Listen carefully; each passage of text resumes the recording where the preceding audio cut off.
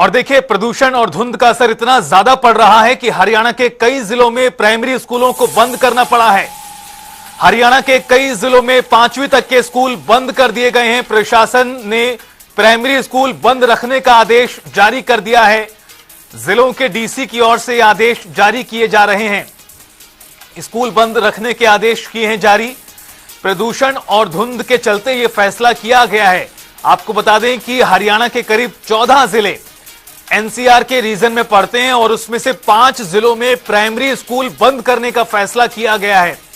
जानकारी के अनुसार जिसमें रोहतक, सोनीपत, गुरुग्राम आसपास के जिले शामिल हैं, जहां पर यह फैसला किया गया है प्राइमरी स्कूल बंद रखने का। एक तरफ जहां ग्रामीण इलाकों में कोहरा, धुंध मुश्किलें बढ़ा रहा है, सर्दी की दस्तक भी तेजी के साथ आगे बढ़ रही है, लेकिन इस बीच जो सबसे ज्यादा खतरनाक बात है, सबसे ज्यादा चिंता बढ़ाने वाली बात है, वो है प्रदूषण का बढ़ता स्तर, जिस पर कंट्रोल पाने में शासन प्रशासन पूरी तरह विफल है। और यही कारण है कि दिल्ली से लेकर हरियाणा तक में स्कूलों को बंद करने की नौबत आ गई है।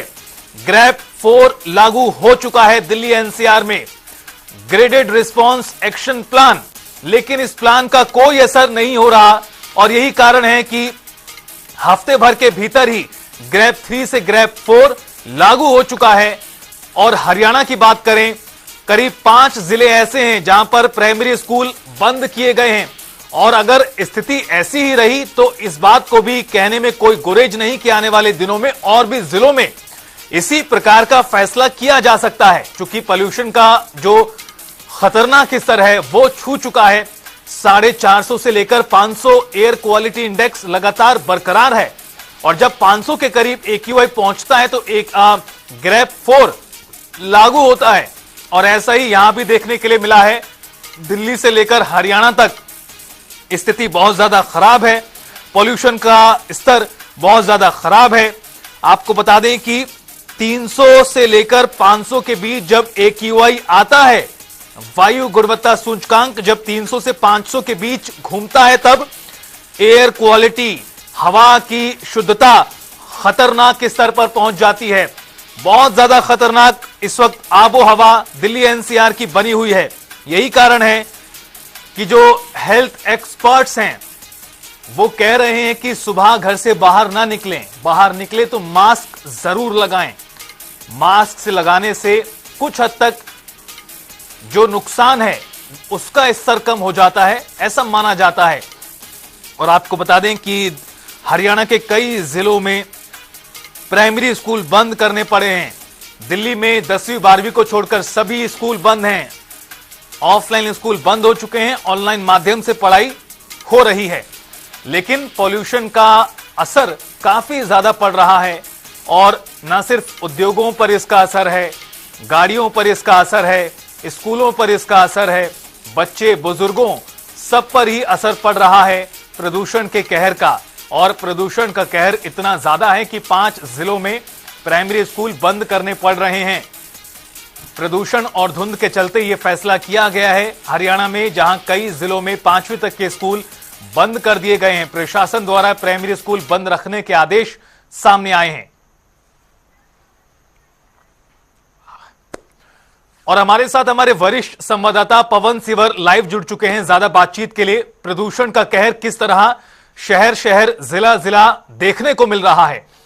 पवन, जिस तरह से पिछले कई दिनों से स्थिति एक ही तरह की नजर आ रही है, इसमें इजाफा ही हुआ है कम होने के बजाय। और अब नौबत इस तरह की आ गई है कि हरियाणा के भी कई जिलों में पॉल्यूशन की वजह से, धुंध की वजह से स्कूलों को बंद करना पड़ रहा है। पवन। बिल्कुल, देखिए हरियाणा में पिछले दिनों शिक्षा विभाग ने आदेश भी जारी किए थे और कहा था कि जो जिले के डीसी हैं वो अपने अपने स्तर पर फैसला करें। उनके जिलों में जैसी स्थिति हो, जो वायु प्रदूषण जिस तरीके से बढ़ा हुआ है उसके मद्देनजर जो भी जरूरी हो वो आदेश जो है वो डीसी अपने स्तर पर जारी करें। और इसके बाद जो है वो रोहतक के डीसी धीरेन्द्र खड़गटा ने जो है वो रोहतक में प्राइमरी स्कूल तक के जो बच्चे हैं उनको स्कूल नहीं आने के हिदायत जारी की है और प्राइमरी स्कूलों की छुट्टियां जो है वो की गई है। इसी तरीके से सोनीपत में भी एक दिन के लिए वायु प्रदूषण के चलते और जो ये कोहरा छाया है, जो एक जो प्रदूषण के चलते जिस तरीके का एक आसमान में जो कोहरा छाया है, उसके चलते जो सोनीपत जिले के भी प्राइमरी तक के स्कूल बंद करने के आदेश जारी किए गए थे। दरअसल शिक्षा विभाग ने पहले ही इसके लिए जिलों के डीसी को अधिकृत कर दिया था कि वो अपने जिलों में जैसी स्थिति हो उसके अनुसार फैसला जो है वो करे।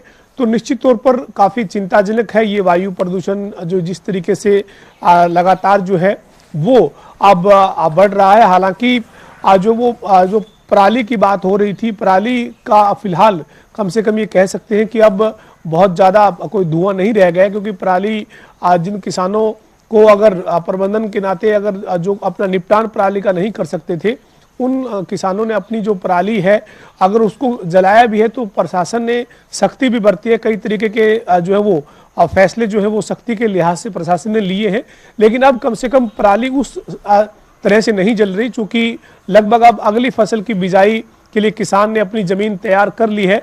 लेकिन जो हवा में नमी है और इस नमी के चलते जो इस महीने में यानी नवंबर के आखिरी सप्ताह, दिसंबर के पहले सप्ताह में जो एक स्थिति बनती है अमूमन हर साल, वही स्थिति जो है वो इस बार भी बनती हुई दिख रही है। और आज जो पूरा जो एक आसमान में एक वायु प्रदूषण का इस तरीके का एक जो चादर बनी हुई है, जिससे जो है वो काफी दिक्कतें जो है वो आ रही है। और इसी के चलते कई जिलों में हरियाणा के स्कूल जो है वो बंद करने के आदेश जो वो डीसी ने अपने स्तर पर दिए, लेकिन ज्यादातर जो है वो प्रभाव दिल्ली एनसीआर के साथ लगते जो हरियाणा के जिले हैं उन्हीं में है।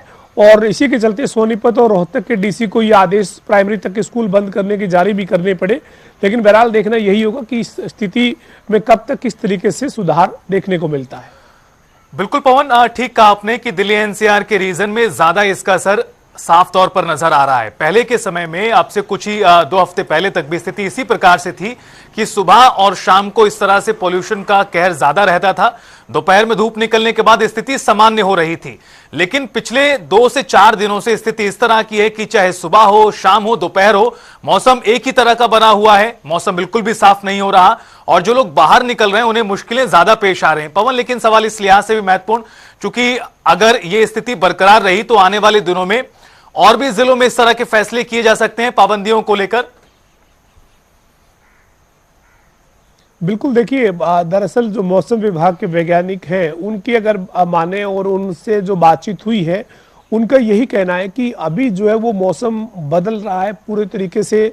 जब मौसम में बदलाव होता है तो हवा जो है उसमें नमी जो है वो ज़्यादा बढ़ती है। और अब जब नवंबर का एक तरीके से तीसरे सप्ताह की शुरुआत हुई है तो उसमें जो है वो हवा में नमी बढ़ने के चलते मौसम जो है वो बदला है। उसके चलते जो एयर क्वालिटी है वो काफ़ी और ज़्यादा खराब हो रही है, क्योंकि जो पॉल्यूशन है वो नमी होने के कारण, वातावरण में ज़्यादा नमी होने के कारण जो है वो एक जो इस तरीके की चादर सी बन रही है जो अपने आप में असुविधा जो है वो पैदा कर रही है, खासतौर पर बुजुर्गों के लिए या फिर जिनको सांस की तकलीफ है, सांस लेने में जिनको तकलीफ है, बीमार जो व्यक्ति हैं या छोटे बच्चे जो हैं, उनके लिए इस तरीके का जो मौसम है वो ज़्यादा जो वो परेशानी का सबब बनता है।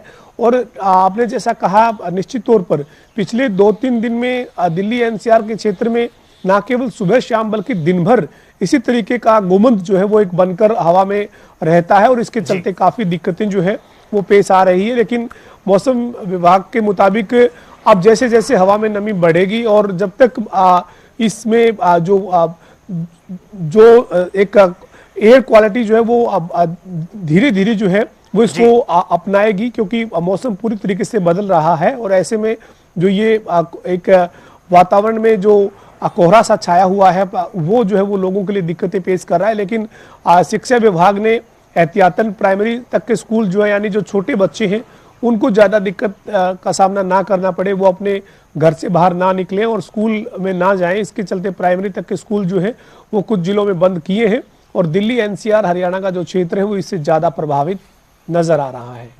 बिल्कुल, और आने वाले दिनों में कितना और मुश्किलों का सामना करना पड़ेगा इसी तरह से लोगों को, इस पर सबकी नजरें फिलहाल बनी हुई हैं। बहरहाल आपका बहुत बहुत शुक्रिया पवन इस पूरी बातचीत और जानकारी के लिए।